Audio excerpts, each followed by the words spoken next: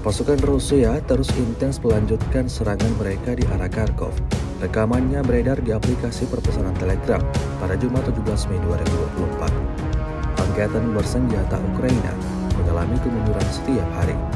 Namun dilaporkan bahwa mereka bergerak ke posisi yang lebih menguntungkan. Pasukan teknik musuh mencoba melengkapi parit dan galian baru, tetapi bahkan di sini mereka dicegah oleh penembak laser Rusia. Serangan akurat dari drone FPV menghantam kabin eskavator. Kendaraan kedua para insinyur militer bahkan kurang beruntung.